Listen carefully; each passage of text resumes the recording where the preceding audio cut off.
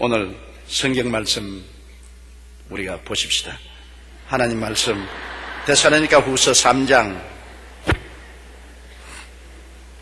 데살로니가 전서 3장 14절 우리 다 같이 읽으십시다.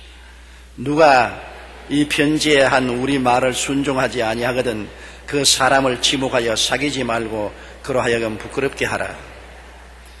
바울 선생이 편지를 낸 것은 데살로니가 교인들이 다 예수 잘 믿고 주 안에서 성장했다가 천당 가기 위해서 편지를 쓴 것입니다. 천당 가는 안내서인 것입니다. 그런데 바울 선생이 그들에게 편지를 써서 권면을 하는데 이것을 순종하지 않고 거역을 하면은 문제가 보통 문제가 아닌 것입니다. 여러분, 부모가 자식 기를 때 제일 어려운 것이 자식들이 불순종하는 것이 제일 어렵습니다. 저기도 많은 편지가 오는데 우리 아들이 혹은 우리 딸이 그렇게 말 잘 듣고 순종 잘하던 애가 고등학교 들어감으로부터 시작해서 반발을 한다는 것입니다. 막 어머니에게 반역하고 달라들고 어머니가 미워서 때리려고 하면 힘이 있어가지고 때리지도 못한대요. 어머니 손을 딱 잡고 왜 이래요? 왜 이래요? 그럼 때리지도 못한대요. 왜 이랬습니까? 그런 편지가 내게 오는데요.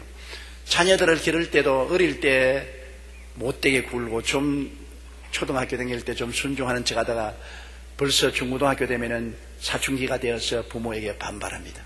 순종하지 않기 때문에 자식 기르기가 굉장히 힘이 드는 것입니다. 자식들을 잘 순종하게 기르려면 교회 내에 보내는 게 제일 좋습니다. 교회 와서 교회 학교에서 충실히 하나님을 알고 하나님을 섬기고 그 양심에 하나님이 같이 계신다는 것을 알 때 부모 말을 또 순종하지, 마음에 두려운 자가 없으면 순종하지 않아요. 요사이 젊은이들이 가장 큰 문제는 두려워하는 자가 없습니다. 옛날에 우리 자랄 때는 아버지가 엄청 무서웠어요. 어머니가 우리 키우기 좋았어요. 조금만 하면 아버지에게 일러준다 그런 거예요. 아버지에게 일러준다는 막 움츠려서 꼼짝도 못하죠. 그러나 요사이는 아버지 겁내는 애들 아무도 없어요. 아버지도 겁안나고 엄마도 겁안나고, 그러니 두려워하는 자가 없으므로 교육하기가 얼마나 힘이 듭니까? 정말로 예수를 믿고 하나님을 두려워하는 마음이 없으면 교육하기가 힘이 너무나 듭니다. 그렇기 때문에 어릴 때부터 예수를 믿고 하나님을 순종하게 만들어야 됩니다. 교회에 와서도 하나님께 불순종하는 사람이 있으면 바울 선생이 여기 말하기를 우리 말을 순종하지 아니하거든 그 사람을 지목하여 사귀지 말고 그로 하여금 부끄럽게 하라. 징계를 내리라는 것입니다. 불순종하는 사람을 자꾸 그대로 내버려 두면은 점점 키가 살아서 더 불순종하기 때문에 불순종하는 사람하고 사귀지 마라. 우리 구역에도 하나님 말씀대로 순종하지 않고 세속으로 나가거든 미워하지는 말고 버리지는 말지만은 그 사람들하고 편이 돼서 소곤소곤하지 말라는 거죠. 적은 누룩이 큰 떡덩이를 다 부풀어 오르게 하듯이 한 사람이 잘못되면은 그 잘못된 사람이 자꾸 말을 하고 해서 연병처럼 불순종을 퍼지게 하는 것입니다. 여러분, 대중이 잘못되는 것은 좀처럼 없습니다. 소수의 무리들이 일어나서 대중을 잘못되게 하는 것입니다. 소련 공산주의가 될 때 국민 전체가 공산당이 된 것 아닙니다. 소수의 무리가 공산혁명을 일으켜서 대중을 전부 다 사로잡아버리고 말한 것입니다. 오늘 세상에서 데모하는데도 여러분, 사람들이 다 끌려서 데모하지 않아요. 데모 주동자 몇십 명이 그렇게 하는 것입니다. 거기에 끌려 들어간 것입니다. 데모 주동자 몇십 명이 야 데모하자 고함을 치니까 사람들은 얼떨떨결에 다 따라가는 거예요. 그 몇십 명만 적혀버리면 일반 군중들은 그만 조용해지는 것입니다. 저도 48년간 목회하면서 우리 교회를 보면 구역에 한두 사람이 잘못되어 가지고서 이단과 사설에 빠져서 잘못된 집회로 가면은 전체 구역인들이 우리 전도사 모르게 목사 모르게 가자. 그러면 일반 양무리들은 너무나 순진해서 그만 따라가요. 그 한 두 서너 사람 잘못된데 그냥 따라가서 이단과 사설에 빠져서 신세망칩니다. 옛날에 저 강원도에서 자칭 엘리야라는 사람이 있었는데 우리 지역장 구역장 몇 사람이 거기에 빠져들어가서 교역장 몰래 소곤소곤 해가지고서 많은 구역원들을 엘리야 동산으로 끌고 가서 가정을 파탄시키고 신앙의 파산을 시킨 일이 있습니다. 그러므로 이 몇 사람이 잘못된 것을 그대로 내버려 놓으면 안 돼요. 여러분, 누룩이 생기면은 빨리 누룩을 제껴야 돼요. 누룩을 제껴놓지 않으면 온 땅 덩어리에 다 퍼져 들어가요. 그렇기 때문에 바울 선생은 순종하는 사람이 있거든 빨리 분리시켜라. 분리시켜서 그 사람으로 하여금 외톨이가 되어서 스스로 불순종하고 살다가는 공동체 속에서 살 수가 없다고 생각하고 회개하고 돌아오도록 하라. 우리는 9 형제간이 자랐으므로 9 형제간이 자라면서 지금 생각해 보니까는 싸운 것밖에 기억이 안 나요. 형제간이 많으면 얼마나 싸우는지 몰라요. 기가 세어야 살아남지, 안 그러면 살아남지를 못해요. 요사이 같이 여러분 잘 사는 세계에서 방도 따로 주고 뭐 음식도 충분히 주면 모르겠는데 그때는 그렇지 않고 한 방에다가 이불 하나에다가 재우기 때문에 한 놈이 몸을 감고 휘돌아버리면 전부 다 배탈 다 나요 그냥. 그러므로 내가 결사적으로 내 입을 잡아야지. 밥도 나는 늘 지금도 생각하는 건 우리 어머님께서 밥상 차려놓고 미리 먹지 마라 부적갱이 들고서 미리 먹지 마라. 그래서 전부 다 젓갈 들고서 다 쳐다보고 있다가 자 먹으라 하면 맛이 있는지 없는지 생각해 볼 일 없어요. 내가 빨리 안 먹으면 동생들이 다 먹어버리기 때문에. 내가 늘 지금 기억나는 것처럼 우리 밑에 동생이 내가 조금만 집어먹으면 엄마 오빠가 먼저 먹는다. 그렇기 때문에 기가 세지 아니하면 살아남지를 못해요. 딸내 많은 집 딸을 며느리로 갔다 오면 굉장히 기가 세다고요. 살아남기 위해서 연단을 받았기 때문에.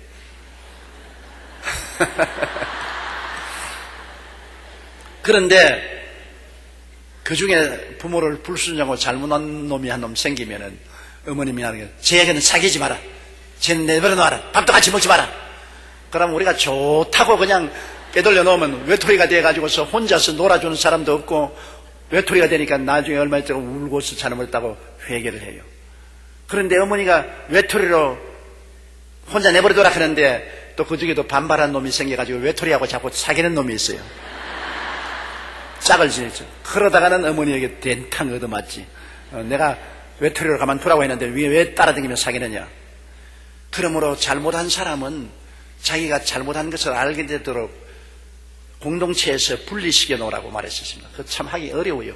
어렵지만은 잘못한 사람을 자꾸 응원을 해주면 기가 살아서 자꾸 더 잘못하게 되죠. 잘못한 것을 깨닫도록 공동체에서 분리시켜 놓으면 자기 잘못을 깨닫게 된다는 것입니다. 그러므로 성경에는 이 편지에 우리말을 순종하지 아니하거든 사람을 지목하여 사귀지 말고 부끄럽게 만들라고 했습니다. 스스로 부끄럽게 만든다. 하늘나라는 여러분 순종을 해야 갑니다. 하늘나라는 아버지 하나님 우리 주 예수 그리스도 성령의 인도를 순종해야 되고 또 양무리를 인도하는 주의 종을 순종해야 되는 것입니다. 주의 종은 일생을 바쳐서 하나님의 백성들을 인도하고 양무리를 치기 위해서 나온 사람이기 때문에 자기가 아는 한 최선을 다해서 양무리를 좋은 생명의 길로 이끌려고 하는 것입니다. 그런데 자꾸 주의 종에게 불순종하고 반항하면 양무리를 이끌 수가 없어요. 한 번은 미국의 에베레스트 산을 정복하기 위하여 고도의 훈련을 받은 대원들이 네팔에 모였습니다. 근데 네팔에 가니까 셀파라는 네팔의 안내인이 옷도 구시구시하고 이물도 새까맣고 잘못한 사람이 땅달방한 사람이 여러분 나를 순종하세요. 나를 따르면은 저 산 꼭대기에 올라가지만은 나를 따르지 않으면은 못 올라가니까 다른 대원들이 저게 꼬락지니도 못생긴 게 우리는 고도의 전문가로서 에베레스트에 올라오려고 몇 년을 고도의 훈련을 받은 사람인데 전문적인 지식을 가지고 우리를 내버리고 자기를 따르라니. 그래서 안 따랐습니다. 그러나 거기에 미국 사람 한 사람이 그를 따랐어요. 그 사람 이름이 짐 위테이크라는 사람인데 나는 정상에 꼭 올라가고 싶습니다. 당신이 하라는 대로 최선을 다하겠습니다. 왜냐? 그 사람은 알았습니다. 이 셀파는 평생을 에베레스트 산 밑에서 안내를 했기 때문에 어느 곳이 높고 낮고 바위가 있고 위험하고 어느 눈세타가 어려운지 다 알거든요. 다른 대원들은 자기들이 전문 지식이 갖고 셀파를 무시하고 순종하지 않고 자기들 길로 갔습니다. 중간에 조난을 당하고 못 올라갔습니다. 그러나 짐 휘테이크는 미국 사람으로서 처음 에베레스트 산 정복을 했습니다. 왜냐하면 이 셀파를 따라서 순종했기 때문인 것입니다. 길을 아는 사람을 따라가야 돼요. 내가 어릴 때 우리 동리에 그 아버지 이름이 별자인데 그 가족들도 전부 나오면 하면 별자네가 왔다. 애들만 지나가도 별자다. 별자는 별한 사람이란 말입니다. 별한 사람. 뭐 어떻게 장군이 돼서 별 바른 사람 아니고요. 별난 짓 하는. 그 왜냐하면 옛날에 우리 어릴 때는 봄이 되면 산나물 캐러 갑니다. 나무를 캐야 그 나무를 죽을 끓여 먹으니까 동리 사람들이 다 산에 가서 며칠을 산에서 먹고 자면서 나무를 잔뜩 캐가지고서 어깨에 걸머지고 지게에 걸머지고 옵니다. 그래 나 산에 올라가서 나무를 잔뜩 캐고 내려오는데 안내원이 그 산에서 이렇게 내려오는데 그 별자네 아버지가 아니 나는 안내원 따라갈 필요 없다. 나는 내가 지름길로 간다고. 자기는 다른 사람들 제껴놓고 자기 마음대로 길을 갔습니다. 다른 사람들은 다 안내원을 따라서 돌림길을 걸었지만은 집에 내려와서 그 나무를 전부 말립니다. 대단해요. 끄적대기 깔아놓고 나무를 쫙 그때 끄적대기 얹어놓고 이제 고르지요. 먹을 만한 나무를 전부 다 고르고 있는데 아니 나무를 고르고 있어도 며칠이라도 이 사람 별자는 안 내려오는 겁니다. 온 가족들이 그냥 놀라고 범에게 물려 죽은가 보다고 동네 사람들이 징을 치고 꽹가리를 울리고 도로 찾아 올라가니까 별자가 길을 잘못 들어서 바위에 미끄러져가지고 다리가 부러져서 들어 누워서 못 내려오고 있어요. 그래서 들것을 만들어서 짊어지고 내려왔습니다. 그때부터 그 사람 이름을 별자라고 붙였습니다. 자기 맘대로 별난 짓 한다고. 오늘날 우리 별자가 되면 안 돼요. 순종을 해야 돼요. 아는 길 아는 사람에게 순종을 해야 돼요. 그런데 하늘나라 길은 누가 안내하느냐? 성령이 안내하는 것입니다. 예수님께서 말씀하기를 내가 너희를 고아와 같이 버려주지 않고 성령을 보내겠다고 말한 것입니다. 성령은 우리를 도와주는 도우미로서 우리를 보혜사 항상 함께 계셔서 우리를 도와주시는 분인 것입니다. 그렇기 때문에 우리는 항상 성령님을 인정하고 환영하고 모시도록 의지하고 성령의 도움을 받아서 하늘나라 길을 찾아야지. 인간의 지혜나 총명이나 모략이나 재능을 의지해서는 안 돼요. 우리 주의 종이 설교 준비할 때도 늘 기도를 하고 성령이여 이 말씀을 올바르게 해석하게 돼요. 하나님 말씀을 잘못 해석하면 큰일 나죠. 길을 잘못 들어가니까. 성령이 올바른 길로 해석해달라고. 왜 주의 종이 신학교 가서 4년 동안 공부합니까? 성경을 올바르게 깨닫게 하기 위해서 신학을 공부하는 것입니다. 잘못 해석해서 양떼들을 잘못 인도하면 큰일 나지 않아요. 그러므로 신학교에 들어가서 신학적으로 길을 잘 아는 교수들을 위해서 길을 잘 배우는 것입니다. 올바른 길을 배워가지고서 그래서 양무리를 인도하죠. 신학교를 공부하지 않고 나는 뭐 신학 같은 거 필요 없다 내 마음대로 한다고. 그러면 길을 잘못 들을 가능성이 많고 자기도 길을 모르니까 양무리를 잘못 길로 인도해서 이단 사설에 빠져서 홍역을 치르게 하죠. 그러므로 꼭 신학 교육은 필요하고 성령님의 인도가 절실히 필요한 것입니다. 이러므로 순종이 제사보다 낫다고 꼭 순종해야 우리 하늘까지 올라갈 수가 있는 것입니다.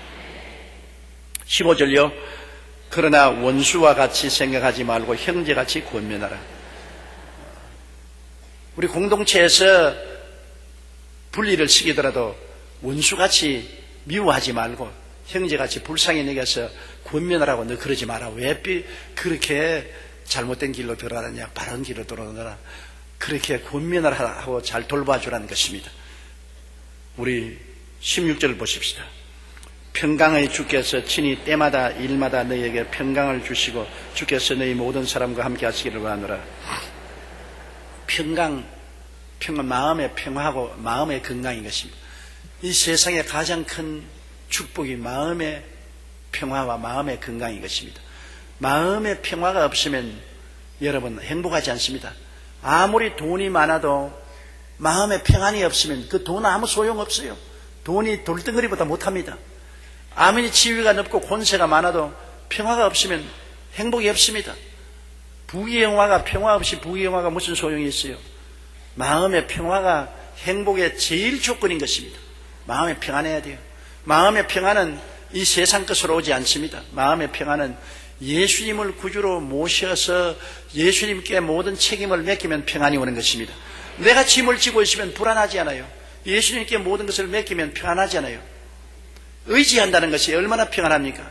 나는 지금도 생각하면 우리 어머님이 옛날에 밤중에 화장실에 가려면은 집에서 화장실이 굉장히 멉니다. 옛날에는 사돈집하고 화장실은 멀면 멀수록 좋다. 그렇게 말했는데 화장실이 굉장히 멀어요. 어머님이 밤중에 화장실에 가고 싶으면 꼭 저는 나를 깨운다고요. 용기야, 용기야. 엄마 화장실 간지 좀 따라와. 사실은 내가 호랭이가 나오든지 사나운 짐승이 나오면 더 긁어치지 도움이 안 돼요. 내가 뭐 6, 7살짜리 내가 무슨 도움이 돼요. 그런데도 불구하고 어머님이 꼭 나를 의지하려고 나 화장실 가는데 너 좀 따라오너라. 그러면 나는 얼씨구나 줬다고 밤에 눈 감으라 돈. 공짜가 어디 있어요. 어머니가 화장실 가는데 내가 밤중에 내가 안 자고 깨어나면 눈깔 사탕 먹을 돈 받아야지. 엄마 돈. 그러면 뭐 그래 내가 집에 줄게 내가 집에 줄게. 꼭 줘야 돼. 그래 따라가서 어머니 화장실에 들어가면 밖에 오그리고 이러시면 엄마가 화장실에 들어가서 꼭 나오면 용기야 거기 있냐? 엄마 여기 있어. 빨리 와. 그러면 엄마가 화장실에 갔다 오시면 아침에 내가 꼭 약속한 대로 돈 내놔. 그래서 어머니 화장실 가기로만 기다린다고. 돈을 좀 벌어야 과자를 사 먹을 것인데 어머니가 화장실을 안 가시면 돈을 내가 벌 수가 없어. 나같이 어린아이도 어머니가 의지를 하면 마음이 불안한 것이 편안하다고요. 그러니 사람이 의지한다는 것이 얼마나 좋은지 몰라요. 나이가 늙으면은 부부간에 서로 오래 함께 살아야 될 것이, 왜냐하면 젊을 때는 육정으로 살고 그 다음에는 인정으로 살고 나중에는 서로 동정해 줄 사람이 있어야 되는 것입니다. 서로 곁에 있어야 체온을 느껴야 마음에 불안하지가 않습니다. 늙으면 혼자 살면 굉장히 불안해요. 굉장히 불안해요. 이제 한 가지 같이 살면 좀 복잡하고 괴로운 것이 있어요. 코 고는 것. 늙으면 꼭 코를 골거든. 와릉와릉 곁하면 이건 잠을 잘 수가 없어요. 그렇기 때문에 빨리 코 골기 전에 미리 자야지. 늦게 자다가는 코 골기 때문에 못 자. 그건 불편하지요. 콜고는 불편하지만 그러나 꼭 곁에 사람이 있어야 마음이 든든하고 마음이 훈훈하는 것입니다. 그 외롭게 혼자 사는 것이 참 좋지가 않아요. 요새 젊은이들은 결혼을 안 해요. 왜 결혼하냐? 결혼하라고 하면 아이고 결혼하면 남편 자꾸 간섭하고 아내 어디 갔다 왔느냐, 몇 시에 왜 들어오지 않느냐, 뭐냐 간섭하니 혼자서 돈 벌어서 깨끗하게 살면 좋다. 혼자 사는 거 젊을 때는 좋지요. 젊을 때는 진짜 좋아요. 나 같은 경우에 봐도 혼자 살면 젊을 때는 혼자 살겠어요. 그러나 나이 늙으면은 정말로 외롭습니다.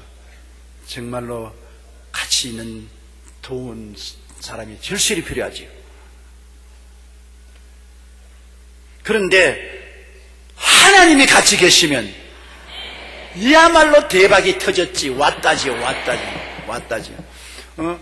사람을 의지해도 마음이 편안하고 개를 의지해도 마음이 편안한데 더구나 하나님이 우리와 같이 계시니 그 하나님이 평강의 하나님이십니다. 우리를 사랑하고 하나님 자체가 평강의 하나님이니 우리에게 평화와 마음의 건강을 주시는 하나님이 우리와 같이 계시니 편안하지요. 예전에 소련의 유명한 문호요 부자였던 톨스토이가 소설가로 또 부호로 명사로 이름이 높았지만 마음이 늘 편안하지 못했어요. 죄책이 마음에 있고 불안하고 고통스러운데 하루는 시골길을 가는데 농부가 노래를 부르면서 일을 하는데 그렇게 평화스럽게 보여요. 그래서 노인장 한 가지 묻습니다. 당신 보니까 노동하는 사람으로서 별로 수입도 많지 않고 중노동을 하고 살면서도 왜 그렇게 평안하고 즐겁습니까? 그러니까 여보 나는 예수님이 마음속에 있어. 예수님께 기도하고 내 짐을 다 맡기고 예수님과 함께 노동하니 이렇게 마음이 편안하다고. 톨스토이가 거기에 크게 느꼈습니다. 그 농부보다도 월등하게 교육도 많이 받고 학문도 많고 유명한 소설가고 지위도 있고 명예도 있고 돈도 있는 사람이지만 그 겸허한 농부가 마음에 가지고 있는 평화가 돈이나 지위나 명예를 주고 바꿀 수 없는 귀중한 것이었습니다. 그래서 톨스토이가 그때로부터 진실로 성경을 읽기 시작하고 회개하고 예수님을 발견하게 되고 예수를 믿고 의지하고 비로소 자기 마음속에 참 평안을 얻었다는 것입니다. 참 평안은 예수님과 만남으로 얻을 수가 있는 것입니다. 예수님 근처 구경만 해서는 안 되는 것입니다. 예수님을 나의 구주로 모시고 예수님께 내 일생을 맡겨버리면 예수님이 나를 책임져 주시는데, 하늘과 땅을 지으신 예수님이 나를 책임져 주시는데 내가 왜 평안하네요? 하나님을 사랑하는 자 곧 그 뜻대로 부르심을 입은 자들에게는 모든 것이 합력하여 선을 이루나니라. 주님이 책임지어서 선을 이루어 주실 것이니 주님께 의지하고 나가면 평강을 얻을 수 있는 것입니다. 그러므로 바울 선생은 여기 말하기를 평강의 주님께서 친히 때마다 일마다 너에게 평강을 주신다. 때마다 일마다 주님께 책임을 맡기고 의지하니 주님께서 마음의 평강을 주시고, 또 평강을 얻은 한 사람이 두 사람이 되면 더 평안하고 세 사람이 되면 더 평안하고, 평안을 가진 사람이 뭉칠수록 평안의 불길은 더 타오르기 시작하는 것입니다. 기독교 신앙은 공동체 신앙입니다. 혼자 믿는 것이 아니라 항상 두세 사람이 내 이름으로 모인 곳에 나도 너희와 같이 있다. 공동체 신앙입니다. 그러므로 한 사람이 평강을 얻으면 두 사람, 세 사람이 함께 평강을 얻게 되고 평강은 넘쳐나게 되는 것입니다. 17절요. 나 바울은 친필로 문안하노니 이는 편지마다 표시로서 이렇게 쓰노라. 바울 선생은 하도 험한 삶을 살았습니다. 요사이 같이 비행기를 타고 자동차를 타고 선교 여행을 해도 굉장히 괴로워요. 제가 근 30년 동안 선교 여행을 했기 때문에 엄청나게 괴로워요. 지금은 선교 여행 가라 하면 겁이 나요. 엄청나게 시차도 맞지 않고 잠자리도 달라지고 환경도 다르고 또 거기에다가 복음을 전가해야 될 무시무시한 정신적인 압박, 마음의 부담이 있고 피땀을 흘리게 되는 것이 선교여행인 것입니다. 근데 그 당시에는 비행기도 없고 차도 없고 걸어 다녀야 되고 돛담배 타고 풍랑을 만나고 배도 파손되기도 하고 위험이 많습니다.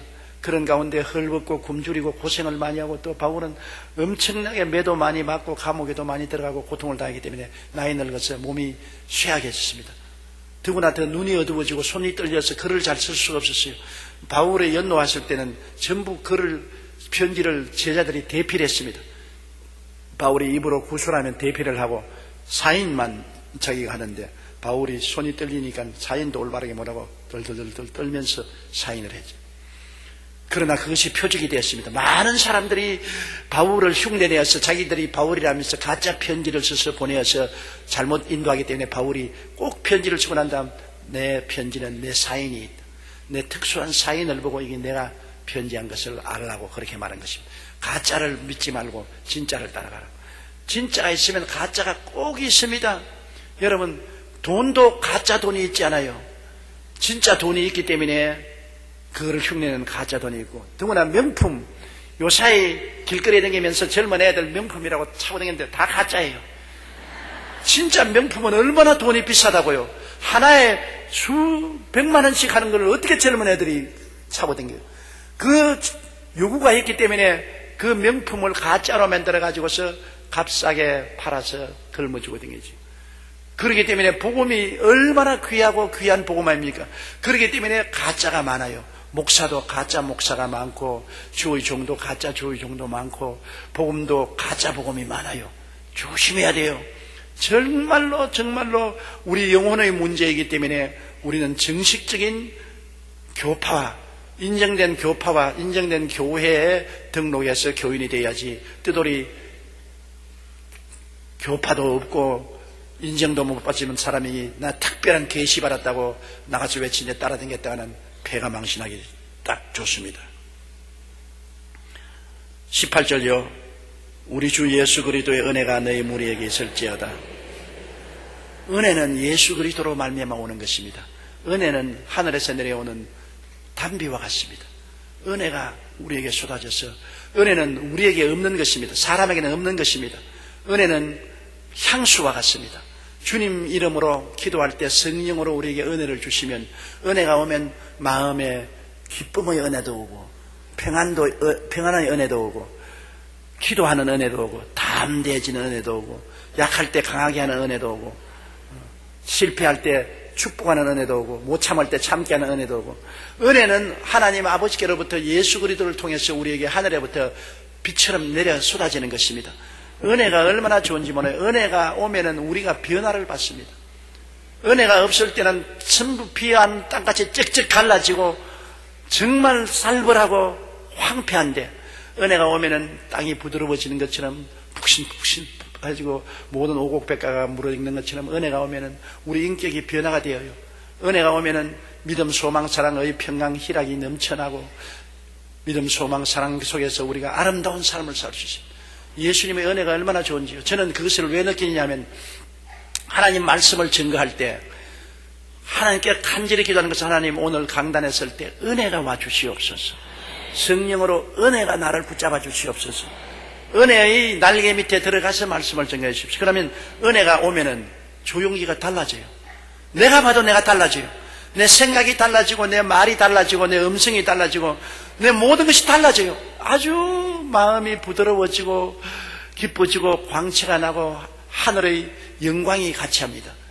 그러나 미처 그런 은혜를 받을 기도를 못하고 그냥 대략 준비해서 나오면 준비는 잘했지요. 신학적으로 문학적으로 설교학적으로 준비는 잘해 나왔지만 은혜가 없습니다. 은혜가 없으면 마음이 쩍쩍 갈라진 땅같이 되어서 아예 그냥 마음의 목소리도 갈라지고 마음도 갈라지고 음성도 갈라지고 생각도 어지럽고 도무지 하나님 말씀이 증거되지 않은 고통을 느끼는 것입니다. 은혜가 없으면 그렇게 돼요. 찬송을 부를 때도 그렇지 않습니까? 은혜가 오면은 마음이 굉장히 부드러워지고 좋아지지 않습니까? 은혜가 오면은 마음이 촉촉한 비를 만난 것처럼 좋는데 은혜가 없고 딱딱하면 목에 새소리가 나오고 찬송도 안 나오고 오히려 고통스럽는 것입니다.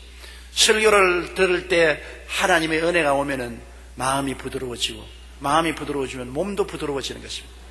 은혜를 받으면 부드러워져요. 내가 늘 그런 그 말 하지 않습니까?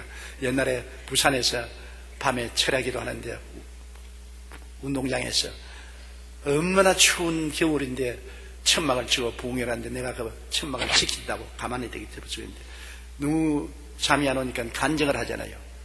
그때 밤을 안 자고 엎드려 있다가 일어나서 간증하는 사람들, 얼마나 팔자가 기구한 사람들이 엎드려 있다가 간증하잖아요. 간증하는 것이 전부 다 유치해서 들을 수가 없어요. 그런데 그 아주 시골 경상도 사람이 나와서 간증하는 것 지금도 내게 정정합니다. 여러분이요, 나만 요번 집회 와서 은혜 안 받았는게요. 은혜를 받았는데요, 은혜 받고 나니까 막 손이 되게 부드럽습니다. 막 손이 부들부들합니다.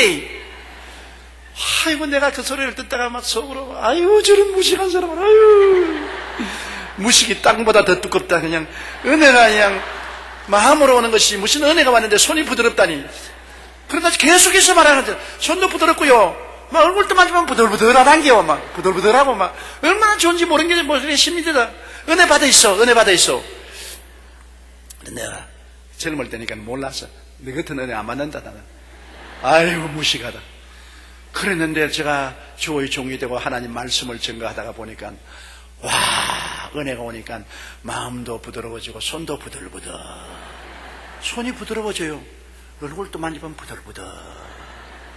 이 나이를 먹으면 여러분 손이 뻣뻣해지지 않습니까? 어린애들은 부들부들하지만은 이 나이 늙은 우리 형제 자매 여러분 손이 다 뻣뻣하지 않아요. 손이 뻣뻣해. 은혜를 받으면 나긋나긋나긋해져요. 이런 나긋나긋나긋나긋나긋나긋 부들부들부들.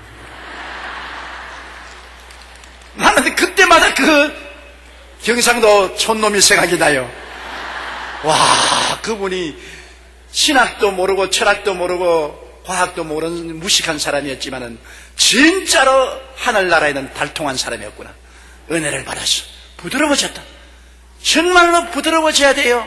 은혜를 받아서 인품도 부드러워져야 되고 말도 부드러워지고 표정도 부드러워져야 되고 행동도 부드러워져야 되고 몸도 부드러워져야 돼요. 그래서 은혜 받은 사람하고 살아야 돼요. 남편도 은혜 받아야 돼요. 아내도 은혜 받아야 되고요. 성도도 은혜 받아야 돼요. 그래야 부들부들해야지 뼈가 부딪히는 딱딱한 소리가 나는 것입니다. 은혜 안 받으면 뼈가 부딪히서 그래서 딱딱하게 부딪히기만 하면 아이고 아파라, 아이고 아파라, 아이고 아파라. 왜 이렇게 아프냐? 물러가라. 은혜가 부딪히면 부들부들 푹신 이렇게 좋은 것입니다. 그런데 이 은혜가 예수 그리스도를 통해서 하늘에서 쏟아지는 것입니다. 우리가 하나님께 기도하면 하나님은 언제나 우리에게 은혜를 주어서 이 살벌한 세계를 살아갈 수 있는 힘을 주시는 것입니다. 은혜가 없이는 살아갈 수가 없어요. 은혜가 있어야 이 살벌한 세상에서 평안을 가지고 미움이 꽉 들어찬 곳에 사랑을 가지고 슬픔이 있는 곳에 기쁨을 가지고 불안이 있는 곳에 평안을 가지고 고통이 있는 곳에 마음의 안심을 가지고 살 수가 있는 것입니다. 은혜, 이것은 예수 믿는 사람들만이 가질 수 있는 특권인 것입니다. 안 믿는 사람에게 은혜는 안 와요. 만나가 이스라엘 백성들에게만 임한 것처럼 은혜는 예수 믿는 사람에게만 임하는 것입니다. 예수 믿고 하나님께 순종하고 기도하고 찬양하는 사람에게는 매일 은혜가 임하는 것입니다. 그러므로 이스라엘 백성이 매일 아침에 만나를 거둔 것처럼 여러분 매일 아침에 하나님께 기도드림으로 은혜를 거두시기 바랍니다. 은혜는 매일 주시는 것입니다. 하나님은 은혜를 여러분이 말씀을 읽고 기도하면 만나를 거두듯이 은혜를 늘 받아서 그날 일용할 은혜를 받아서 은혜 가운데 살아갈 수가 있는 것입니다. 은혜 없이 사는 신앙생활이란 생지옥인 것입니다. 은혜 없이 세상에 사는 것은 고달프고 괴로운 것입니다. 그러나 이 땅을 천국으로 만들고 살만한 곳으로 만드는 것은 은혜의 만나를 받아 먹어서 그렇게 되는 것입니다. 은혜의 만나는 특정한 사람에게만 주는 것이 아닙니다. 이스라엘 백성 모든 사람에게 만나를 주신 것처럼 예수 믿는 모든 사람이 주님을 기대하고 나가서 엎드려 기도하면 은혜를 받게 되는 것입니다.